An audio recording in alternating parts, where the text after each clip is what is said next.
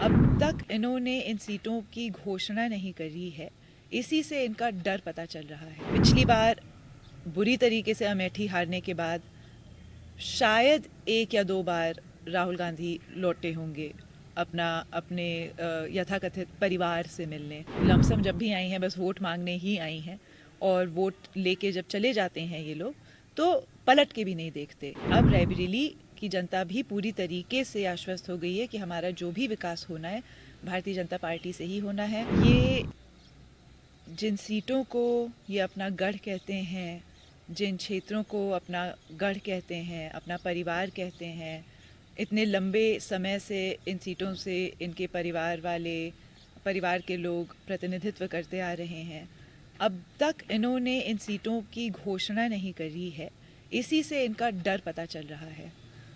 पिछली बार बुरी तरीके से अमेठी हारने के बाद शायद एक या दो बार राहुल गांधी लौटे होंगे अपने यथाकथित परिवार से मिलने। जिस अमेठी ने हमेशा उनके खानदानियों का हमेशा साथ दिया है, उनका हमेशा साथ दिया है, अच्छे मतों से हमेशा उनको जिताने का काम किया है, माइनस पिछला चुनाव। उस अमेठी में इन लोगों ने लौटने तक का काम नहीं किया है।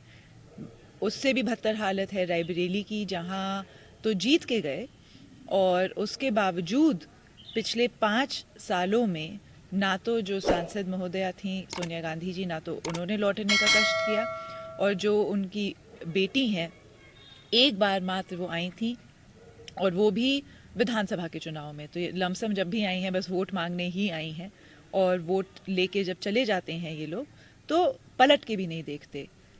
और अपने आप को ये जब ये चुनावी मैदान में उतरते हैं रायबरेली अमेठी से खास तौर से, तो दुनिया भर के दावे देते हैं कि मैं आपकी बेटी हूँ, मैं आपकी बहू हूँ, मैं आपका बेटा हूँ, मेरे परिवार वाले यहाँ से लड़ते थे, मेरी सास यहाँ से लड़ती थी, और दुनिया भर की सौगातें देते हैं।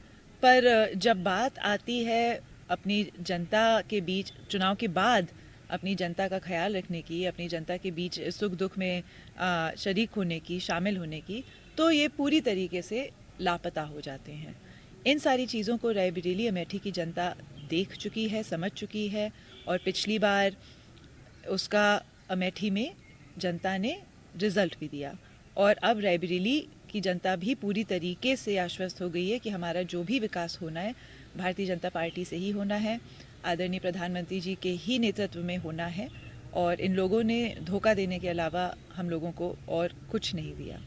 तो निश्चित रूप से इस बार रायबरेली की सीट भी इनके हाथों से जाएगी।